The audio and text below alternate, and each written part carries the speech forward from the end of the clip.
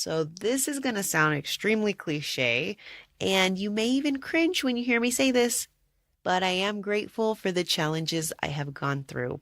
I know it's cheesy. It's like, everyone else when they say that they are who they are today because of what they went through. I get it, okay? It's also not very easy to adapt that kind of mindset of gratitude, especially when you've gone through some rough stuff in life.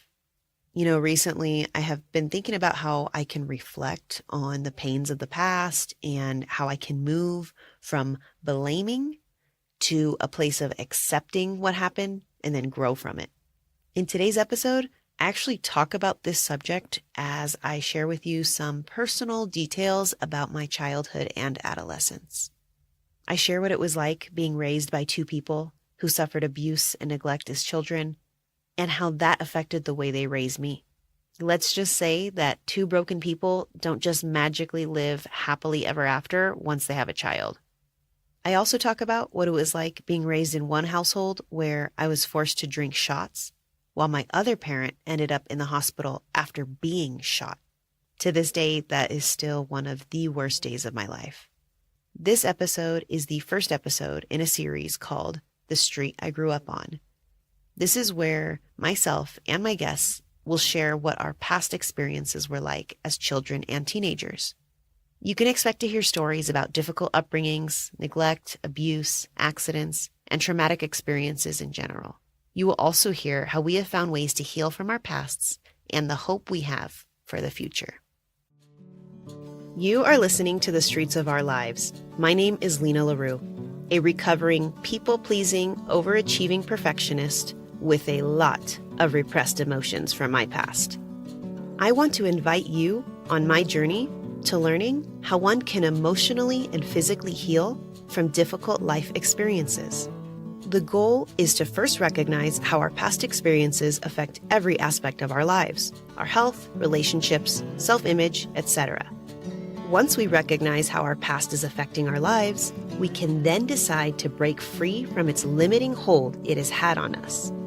We can learn how to break old limiting patterns of thinking and adopt other healing strategies so we can start living a guilt-free, healthy life where we can feel confident and at peace with ourselves and the world around us. If this sounds like exactly what you need, then keep on listening. None of the information you hear is meant to replace professional guidance. This podcast is meant for inspirational purposes only, and you are encouraged to seek out professional advice elsewhere. I first want to say that as difficult as some of the things have been that I've gone through when I was a kid and a young adult, at the same time, I don't think that I can say that I wish it went differently. I feel like I am grateful for the things that I went through because it made me who I am today. I believe that the things that I went through helped me to be a more compassionate, understanding person towards others who've gone through some sort of adversity. And I believe in God too, so I honestly thank God for the difficult times. In fact, my motto in life the last couple of years is that challenges are often our biggest blessings. I do believe that. I do believe that there is power there. There's a blessing in going through challenging times. That's not to say that those times are not difficult for us. And I can't speak for anyone else either, right? I'm speaking for myself. But I believe that we can choose to grow and become stronger, better people from the hard things that we've experienced in life. We can choose to, but we can also choose to remain victims and feel self-pity for the rest of our lives. We could also choose to become bitter, unloving people because of it. So we have choices here. Anyway, something else that I want to mention as well is I have been learning, as difficult as it is, I have been learning that while it's okay and valid for me to feel different emotions such as anger, frustration, disappointment at my parents, while that is valid, right? While it is okay for me to feel those things, to finally allow myself to feel these emotions that I've been bottling up away for so long. At the same time, I have to recognize that they are not fully to blame, because they too suffered greatly in their childhood and young adult life.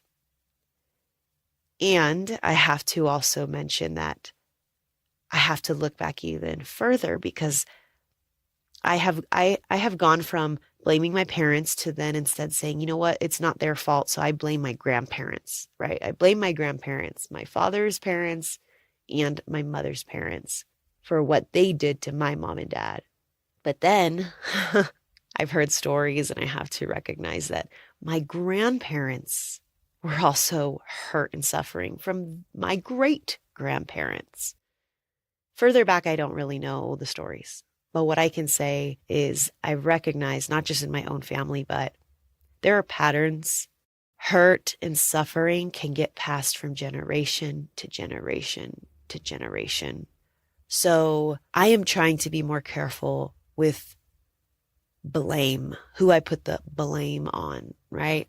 I guess what I'm trying to do is, instead of blaming my parents or my grandparents or my great grandparents, I guess I'm trying to come to a place of understanding the bigger picture of how humans in general are just flawed, how we're flawed, how we can affect one another so deeply. If we're not careful and we don't look deep inside, and we have all these undealt with things, we can then keep passing it on over and over again. And that's something I don't want to keep doing. If I ever have kids, whether it's, I give birth or I adopt a child, I don't want to keep passing on the pain and the hurt. I don't want this to keep being a thing.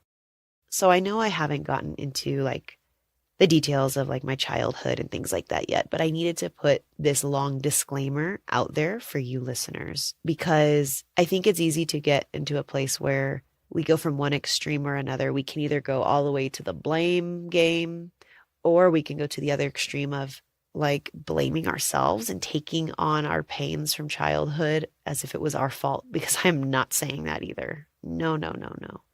But what I'm saying is, I think we need to get to this place where we can recognize the generational pain. We can have maybe an attitude of grace and forgiveness in our hearts. I'm not saying that we need to have toxic people and family that have hurt us around us in our lives. No way am I saying that. But maybe if we can find a place in ourselves to recognize that we humans are flawed, realize that we ourselves are flawed, and that we can unknowingly maybe even pass on some of these flaws to the next generation, it can help us to just look at things in a bigger perspective. So that's what I wanted to say before I get into the details, because I don't want my subconscious mind, as I'm going further into this episode, I don't want my subconscious mind to play the blame game and to start hating on my parents or grandparents or what have you. And I also don't want the listeners to hate my parents and or I guess relate to me, and then they start hating their own parents as they hear my story. Okay. Right. So let's recognize that we are all flawed and that we all have room for improvement, and that it's okay to have these feelings of feeling frustrated and disappointed and angry and sad and upset and abandoned and neglect. I am not telling you not to feel that stuff. Right. So let's get into my story. So I won't give all the details of my life. This is a podcast episode. This is not an autobiography book, right? Okay. So I was born and raised in the United States. My mom was born and raised in the U.S. Multiple generations back on my mom's side, born and raised in the U.S. Generations ago, my mother's family came from Scotland, but I don't know how far that is. My father immigrated to the United States from a third world country. I'll just say it, from Mexico. Eventually, most of you know that I have family in Mexico. So anyway, my dad immigrated to the U.S. from Mexico in I want to say the 1980s. He was in his 20s. Anyway, to give a Brief backstory on my parents, and I won't go too far into detail because that is their business, but let's just say that both of my parents, my mother and father, were both physically and mentally abused as children and as teenagers. I won't get into the details, but let's just say it was very, very traumatic what my mom and dad went through. I would not have wanted to go through what they went through. Let's just put it that way. They went through a lot. At times they were neglected by their parents, abandoned. It's sad. When I think about my mom and my dad as children and teenagers and what they went through, it makes me sad for them. It makes me very sad for them. Anyway, you can imagine that two people who went through tremendous abuse and who had never really sought help or healed from the things they went through, you can imagine what kind of a marriage that would be. They're very, and I mean this out of all due respect for anyone who listens to this, but my parents were very damaged. And so unhealed, damaged people, individuals getting together, that's not going to lead to an automatically amazing marriage. No, no, no. These are two people bringing their unresolved traumas together. And then they have a kid on top of that, me. And I thank God that I was the only child that came out of that marriage, because it would hurt me to have had a sibling that went through, I guess, similar to me. So anyway, my parents' marriage wasn't good. We're not going to sugarcoat things. It was not good. Again, I don't want to get into all the details because, again, it's not fully my business to share. But they both had faults. They both messed up. There was violence involved. I saw violence when I was a little girl. I don't have very vivid memories, and maybe that's because my brain was trying to protect me, but I don't have very vivid memories. But I do recall some violence. I do recall police being called to the apartment we lived in. I remember being a scared child. Scared. I was very scared as a kid. Especially as I was getting older and I could start recognizing things, I was more afraid of things. My parents divorced when I was 5. I think that was a good thing. I think it's bittersweet. I mean, who really knows other than God? But it happened. And I lived with both of them at different times. So I would stay with my mom part of the time, and then I would stay with my dad part of the time. So I was always going back and forth from one apartment to another. One apartment to another. That wasn't easy. Never feeling like I actually had my own place. I would feel really guilty. Like, I would spend weekends with my dad. And during the week, I'd go to school near my mom's neighborhood. And so you can imagine, in school, you make friends. They want to hang out on the weekend and have slumber parties. A lot of times I felt guilty if I got invited to a slumber party on the weekend, because that was the time I was supposed to have with my dad. And I felt like, in a way, like I didn't want to disappoint him or let him down or something. Sometimes I feel like he would play that guilt trip on me too. So a lot of times I would say no to hanging out with friends on the weekends because I didn't want to leave my dad alone. My mom eventually got remarried and had 2 children, 2 sons with my stepfather. So they were my half brothers. They were born when I was, one of them was born when I was 10, and they didn't wait that long. My other brother was born when I was 11. So I was a little older. So I didn't get that typical sibling experience where you play with each other a lot because you're near the same age. I was more of I was older sister / helper because I was older. My dad didn't have any other kids after me. So I was an only child at one household, and I was the oldest sibling at the other household. What does that create? Well, it creates, at one house of my dad, I was the only child, so I got all the attention, good and bad. And I was expected to be, little miss, perfect. And then at my mom's house, I was the oldest, And because I was the oldest, I was also expected to be Little Miss Perfect, responsible, helper. I remember from a young age, I remember from kindergarten. So here in the United States, that's starting at the age of 5 when you enter school. I remember a conversation that my dad and I had. And what my brain remembered as a kid was I remember my dad saying to me that if I didn't get perfect grades in school, here in the US, that's all A's.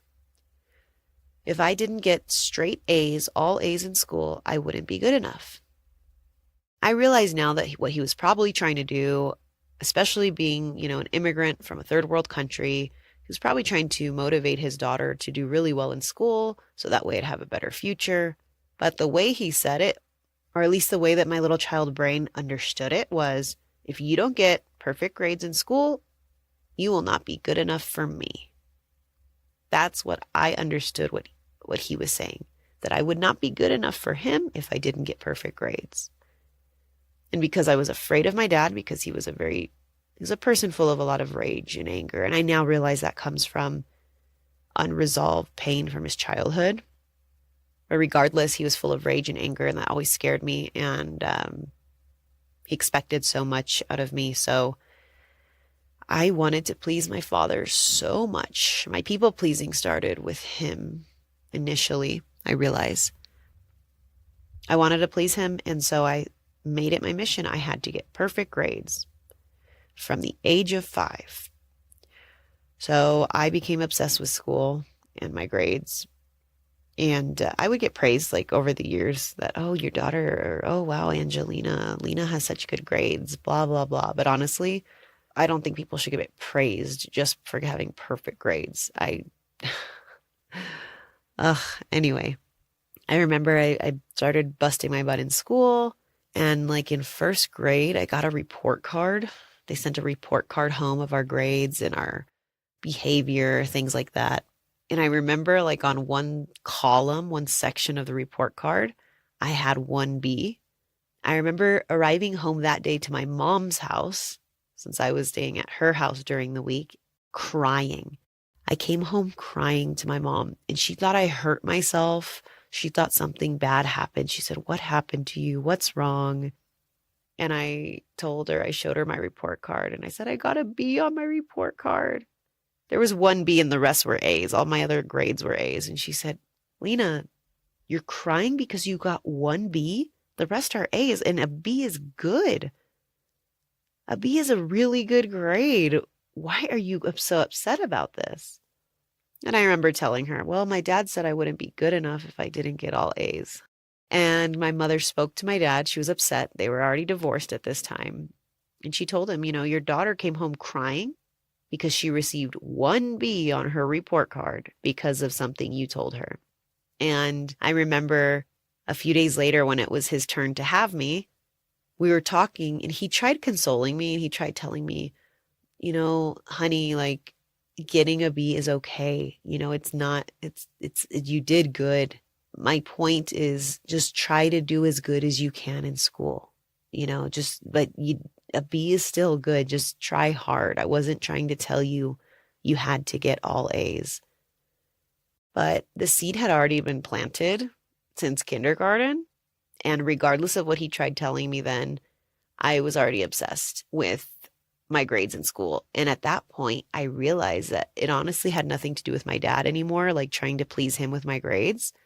I can now recognize that as a child who had damaged parents, who was living in one home a few days a week, the other home the other days a week, I realize now that throughout school, I was obsessed with my grades because it was like the one thing I could control. I was obsessed with my grades throughout school because it was the one thing I had full control over. When nothing else in my life I had any control over, my grades was something that I could control. Also, since I was so obsessed with getting my good grades, that meant a lot of time spent in my room doing homework, studying, reading. I would just lock myself up in my room for hours and be studying and reading and memorizing things for school. I also believe now that that was a protective mechanism to keep me away from the drama and stress of my parents. Because being honest, it was always a stressful environment, whether it was at my father's home or my mother's. There was always some drama or stress going on. And locking myself in my room with the excuse of I need to get my straight A's and my perfect grades was a way that my brain, I guess, was helping me survive to be out of the uneasy, stressful environment. With that said, like I said, at my dad's home. I always felt around my dad that I needed to be perfect. I felt like things weren't good enough for him. He would get angry very easily, or if somebody didn't say something the way he wanted or agree with him, he would easily rage and get upset. Just like you could just see it. And because I knew that he had a violent type of personality, I was afraid of getting hurt. So I learned to just agree all the time, to not really share my real opinions. I was walking on eggshells often because I didn't want to see him angry because it scared me. So I would just try my hardest to keep him happy and do what I thought he would approve of. In my mind, I would think to myself, should I say this? How should I say this? What is my dad thinking right now? What would he want me to respond in this situation? I laughed at all of his jokes, even if I didn't understand them or think they were funny. I agreed with him on everything, even though on the inside I didn't actually agree. I was just trying to avoid his anger and rage. And then I recognize now, living at my mom's, being near my mom, my stepdad, my brothers. With my mom, it was a different story. My mom, I was not afraid of her, like rage. My mom didn't rage. She wasn't violent. I wasn't afraid of my mom. But with my mom, when I was at her home, I tried to keep peace because she was always a very stressed out, anxious person who was prone to like panic attacks. So when at my mother's, I tried to be like a perfect daughter, but in a different way. It didn't bother me if I agreed with my mom on things or, oh, what is she going to think? Like she's going to get mad at me. Nothing like the things that I went through at my dad's, but with my mom, because she would get anxious so easily and it would just frazzle her and like just throw her off her game. I don't know what you want to call it, but things would just throw her off. I tried to stay very calm around her. I would take on responsibility so she wouldn't have to. I didn't want there to be any like upheaval or stressful situations because I didn't want to see her stressing out. I now realize that's because I became stressed when she was stressed, right? So I would take on a lot of responsibilities because she was always so overwhelmed. She was just always overwhelmed. So in order to help my mom not be overwhelmed, I took on a lot. And when I say took on a lot, I mean I physically took on a lot of responsibilities. I helped out a lot with my younger brothers, with things kind of around the house, especially as I was getting older. And I also took on a lot with my mom emotionally. I recognized that I was kind of a sounding board for her, where she would talk to me about a lot of things and probably things that maybe moms maybe shouldn't be bringing up to their kid, at least not at the age that I was at. But I was a sounding board. So, she just talked to me about a lot of things. And I think what my mom probably really needed at the time, she probably needed a therapist, a professional that could handle these things, a professional that was not connected, right? That was not related. My mom probably needed a therapist to help her, just to have someone to talk to. And so at times I sometimes felt like I was like my mom's like kind of a therapy session, or I felt like I was like a friend of my mother. And sometimes, and I don't mean this disrespectfully, but sometimes I felt like I was kind of like a mother to my mom, if that makes sense. Something else, a memory that I vividly remember from when I was living at my mom's is my stepdad. He, we had good times. I'll put that out there. My stepdad and I had some pretty good times, but he also was hurt from things in his youth that he had unresolved. And he chose to go towards alcohol to, I guess, to help him cope with the things that he was dealing with inside. So you can imagine, living with an alcoholic, that is difficult for anyone. It was difficult for my mom as his wife, and it was difficult for me and my brothers as the children in the house. And I remember one time specifically, he was drunk, and I think my mom was already asleep, and my brothers were asleep, I think, in their room. And I stayed up late a lot in high school because I was obsessed with my school and my grades, right? So there were times that I stayed up really late studying and memorizing things for tests and writing reports and papers and all that. So I remember he was kind of drunk, I think watching a sports game, and I somehow ended up in the kitchen, and he didn't want to drink alone.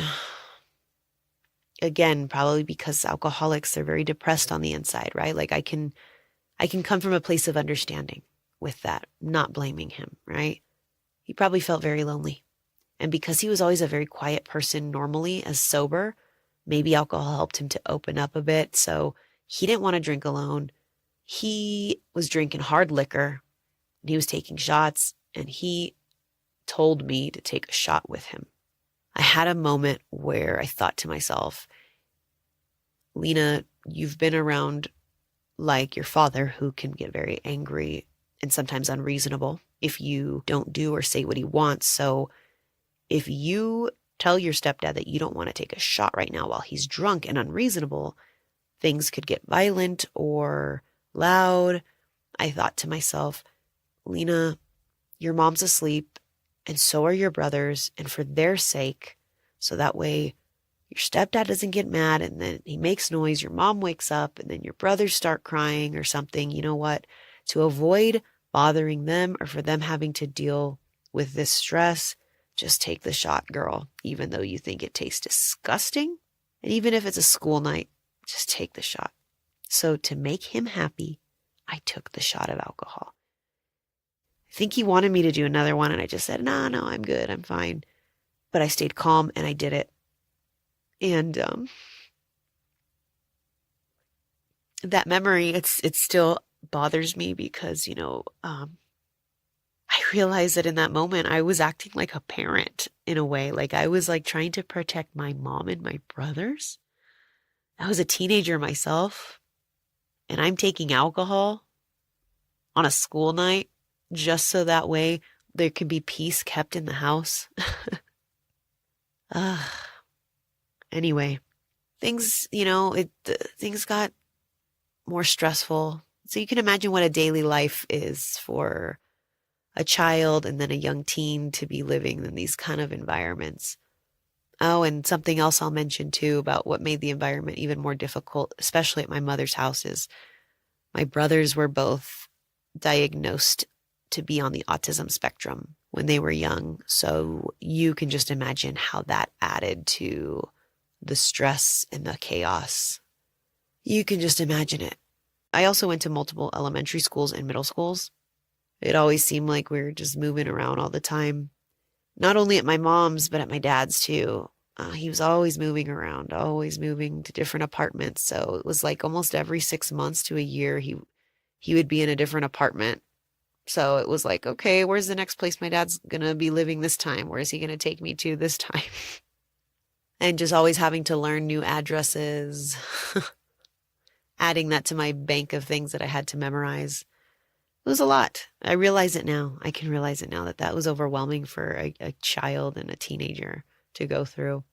Thankfully, I only went to one high school. Thankfully, my mom, my stepdad, they didn't move us in my high school years. I was able to go to one high school for all 4 years. I am so grateful for that. So grateful. So yeah, it was a lot. It was a lot. And something else that happened in high school, and I still recall this as being, sorry, I'm crying. You know what? I'm not going to be sorry. No. Those are, see that right there? That's what I learned from being young, that I couldn't have my own emotions because either my dad had to have all the emotions and be right, or he'd get angry, or my mom would be overwhelmed and stressed. So I learned to repress my emotions. So now I'm learning to not repress them. So I am not sorry that I feel sad. Anyway, one of the worst days of my life, I was in high school. My friend and I went to this like outdoor music festival event one day, and my mom had dropped us off at this event. And not soon after we were at the event, my mom calls my cell phone, and I'm thinking, why is my mom calling me? She just dropped us off not too long ago. Like we still have a few hours to spend here. I think I was about, how old was I? I was about 15 at the time. So I thought it was weird that she was calling me, and I thought, oh, probably something happened to one of my brothers, because something's always happening to my brothers, being that they were on the autism spectrum. Like there's just always stuff. One of my brothers, I'm going down a rabbit hole here, but one of my brothers got a lot of seizures. So anyway, my mom calls me, and she starts off by trying to tell me to relax, that she's got something serious to tell me about my father, and that she needs me to relax. And she tells me, Lina, something happened to your dad. He is okay, but something happened to him. I just got off the phone with so-and-so who called me. He's in the hospital, but he's okay. And I started freaking out. I started stressing out. My friend's next to me, seeing me on the phone with my mom, like seeing me get stressed. And all of a sudden my mom tells me, and she probably shouldn't have told me this until later, but she tells me on the phone that my father was shot in the head. You are listening to The Streets of Our Lives with Lina La Rue. In order to stay accountable to improving your overall well-being, you need systems in place to help you stay focused on your intentions. A simple and affordable system you can implement is tracking your day-to-day habits and actions in a journal.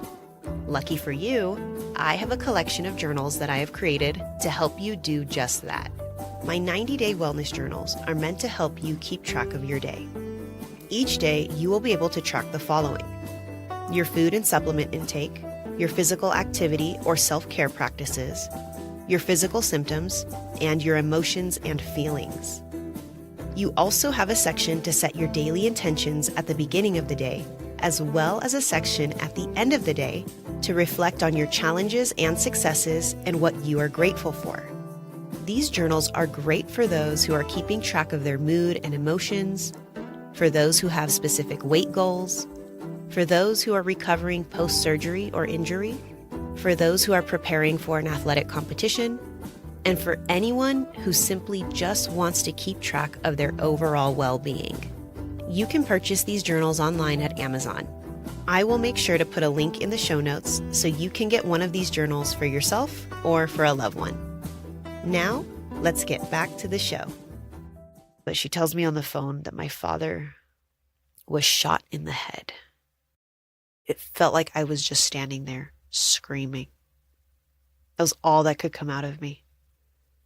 And my mom ended up calming me down. My friend would calm me down. She didn't know what I was freaking out about, but my mom ended up picking me up from the festival. We went straight to the hospital where my dad was at. And let me go back here a little bit.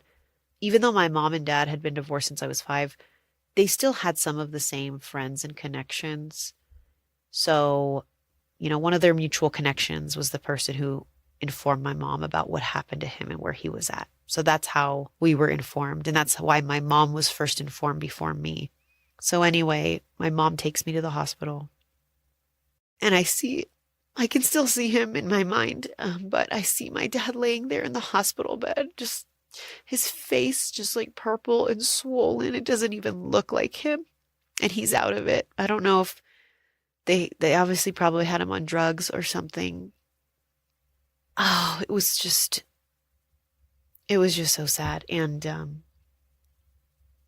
my dad tells a story of how he ended up getting shot in the head that I never have believed. I believe it was like partial truth, very, very minimal truth, because he's known to lie. And I believe, and I realize now that my dad lies because it's probably a safety mechanism he learned from when he went through abuse as a child. Let's just say he was hanging around the wrong people for a certain time of his life. He was not hanging around good influences and not doing the best of things, okay? And I wasn't totally stupid. I matured very quickly with parents that I had and the environment that I grew up in. I was a kid that I matured so fast. I was a kid that you would see me talking to adults all the time. Like I didn't hang out with that many people my age. I just, with the things that I saw and the things that I lived through, children topics they just weren't of interest to me. So I wasn't stupid. I could tell that there were some changes in my dad before he got shot. And guess what? Guess what? My dad survived being shot in the head. I guess you realize that now, right? He was in the hospital bed, so he wasn't dead. He was shot in the forehead, and I think the brow bone protected his life. And the bullet was not from a large caliber gun. He survived being shot in the head. And I thought to myself, I hope that being shot in the head is going to teach him a lesson. Maybe this is a wake up moment for him to stop hanging around the people that he's hanging around and doing the things that he shouldn't be doing. Maybe this is going to be an eye-opening moment. I was like just thinking that, hoping that. And it wasn't, because about maybe a year and a half later, he ended up going to jail. And I was still in high school at that time. I was still in high school. At this time, I had decided to live full time at my mom's and just kind of hang out with my dad once in a while. I didn't like going back and forth. There was a part of me that blamed myself, honestly. There was a part of me that blamed myself and thought, if I had kept like living part-time at my dad's, maybe he wouldn't have gotten involved in these bad things with these bad people. I blame myself. Can you believe that? I was blaming myself for a little bit on the inside, thinking maybe if I had spent more time and if I kept going to my dad's house on the weekends, he wouldn't have done these bad things and none of this bad stuff would have happened. Instead of realizing that he was an adult who could make his own decisions. Anyway, so it's my senior year of high school. My dad's in jail, living with my mom full time. There's still a lot of drama going on with my mom, my stepdad. Again, my mom was a hurt, damaged person with unresolved traumas, and so was my stepdad, right? So their marriage wasn't much better than my mom and dad's marriage, right? And then I have two brothers, young brothers, who are on the autism spectrum. One of them nonverbal, can't even speak. You can imagine. It was always still stressful at my mom's too. So my dad lands in jail my senior year of high school. And, I'm getting ready to like prepare for college. I had gotten a job.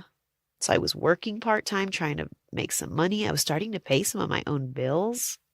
And my dad lands in jail and he calls me almost every day from jail. And not because he missed me. No, no, no, no, no. He was calling me from jail to do favors for him. I can't remember if I was 17 or 18, but regardless, I'm a senior in high school. I'm still young, And he's always calling me to do favors for him. And because even though he's in jail, I still want to please him, right? Being the little people pleaser, wanting to be the perfect daughter for him and make him happy, because that was a habit I had built.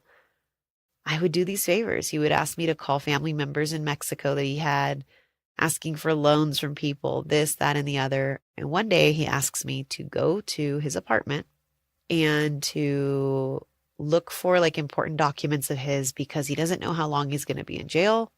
And he wants to make sure that like his passport, his IDs, certain things were going to be safe. And my dad lived with a roommate, and he wasn't sure like if this roommate was going to eventually move out of the place and just leave all of his stuff abandoned. So he asks me to go to his apartment and get him these important things.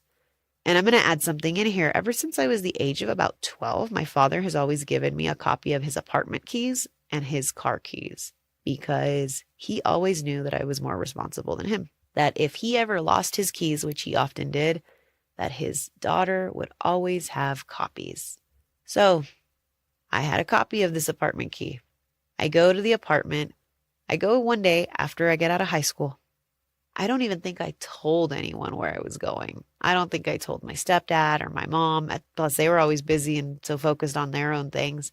I had access to a vehicle I would drive every day anyway, one of the family cars. My stepdad let me drive to school and to work. So I drove across town to my dad's apartment, not knowing what I would find. The roommate wasn't there, so I was alone. I go in. I'm kind of guessing where my dad's important paperwork is and stuff, trying to figure out where his passport is, IDs, whatever. I'm grabbing some things. So I go into his walk-in closet and I see a stool open, like a little step stool.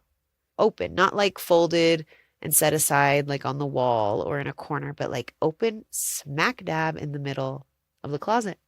And I look up and, there's shelves higher up in the closet. And I think to myself, there must be something important up there for this step stool to be literally right here open. Like someone must have been here and looking for something up top. So there must be something important up here. I assume that maybe it was the last place my dad was before he got arrested. I don't know. So I go and I start stepping and climbing up the step stool. And I look on the shelf and what do I see? I see a case, a black case. I open it up and I see something that looks like a quartz crystal.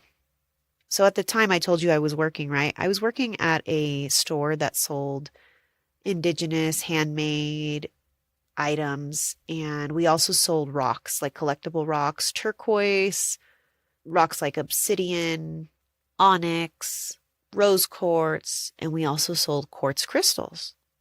I'm young and naive. I've never seen drugs in my life, but this thing looks like a quartz crystal that I sell at work. And because I wasn't naive, totally naive at least, and I'd seen movies and I'd watched the news, I put two and two together. This thing looked like a quartz crystal and my dad went to jail for drugs. So you figure it out. Needless to say, I was so angry. I was so angry. I grabbed that bag with that rock inside and I took it outside and I threw it in the dumpster. I was pissed. I got my dad's important paperwork and I left and I went back home to my mom's. And that night when my father called me from jail, I told him off. I was so angry. I was so angry. I told him, I have your important paperwork. Don't worry, it's safe with me. But I am here trying to continue to get my good grades in school. I am trying to help out my mom and my stepdad with my brothers. I'm working. I'm paying bills. I'm trying to get ready to go to college soon. And I'm here spending my time and energy going all the way across town to help you. And I have to find that and hold it in my hands. And I told him, I said, you know what? I'm not helping you anymore. Stop calling me and I'm going to stop doing these favors for you. Find someone else to do it. And he still had the audacity to try to yell at me and shame me. Oh, you can kind of hear some of the anger and resentment that's still inside me, right? You can tell. I can tell too. I know it's still there. My dad eventually, he got out of jail.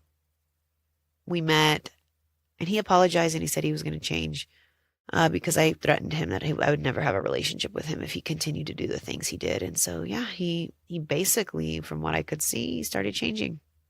I'm still in my senior year and then, things start getting rocky. Things start getting rocky with my mom and my stepdad. Again, I won't go into all the details, but things just start getting worse and they are going to separate. My senior year of high school, some stuff happened and they decide they're going to separate and probably get divorced. And it just was always one thing after another. Special holidays or special days or birthdays, it always seemed like something had to always go wrong. So now, as an adult, as I've gotten older, I'm very leery about special days, special occasions. I guess in the back of my mind, I think something's going to go wrong. And, again, I'm not going to go into all the details. Like I said, I've already went through a lot. This is already a long episode. Who knows if people are even going to want to listen to this whole thing. But that's essentially the gist of my childhood and like teen years. Essentially, of course, there's other details that are not in there, but you can kind of fill in the gaps. You can just kind of imagine. You can just kind of imagine what it was like. But that stuff, the things that I went through in my young teen years, young adult years, I realized that it has made a huge impact on how I cope with things, how I act, my thought patterns, my behaviors. It has affected the decisions I've made in life, the decisions that I think were good and the ones that were not so good that I may share later on. But that's basically the street I grew up on. But knowing that I've moved around a lot, the multiple streets that I grew up on. I'm still working through these things. I'm still having conversations with the inner child in me, the little Lina that needed to hear certain things or didn't need to hear others. This is still a journey. This is going to be a lifelong journey. I realize that. I realize and recognize that this is going to take time.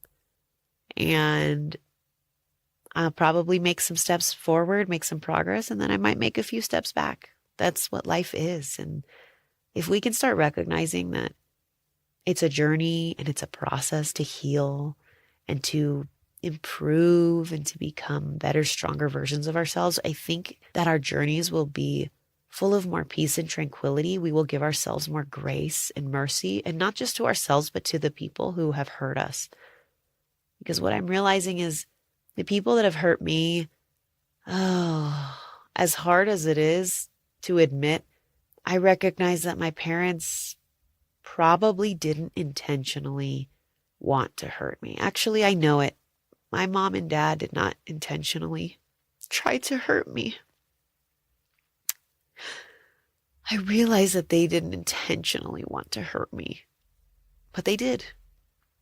And now it's my responsibility to recognize, to reflect, to no longer repress these things that I've repressed for so long, for let's say 25 years, from what I remember starting 25 years ago. It's my job to acknowledge, to work on myself, to give to myself what I needed, what I didn't have, and to forgive my parents, to forgive them for all the mistakes, to forgive them for the mistakes because I have to remember that they were hurt too, and to also forgive my grandparents for their mistakes because they were also hurt. We need to build future generations of people who can deeply reflect on how they were hurt, recognize that we are all faulty humans, that the ones that hurt us were also hurt, to recognize that we can heal from these things and that we can move forward so we don't continue to live on these streets of hurt. So that way, when we have future generations that come after us, they don't have to live on these same streets of hurt either, and that we can build and create better streets for our future. This is Lina La Rue from the Streets of Our Lives. I pray that this episode was valuable to you in some way. I pray that the rest of the episodes that are to come will be of value. They will help you in your life in one way or another. This is Lina La Rue signing off. I'll see you on the streets.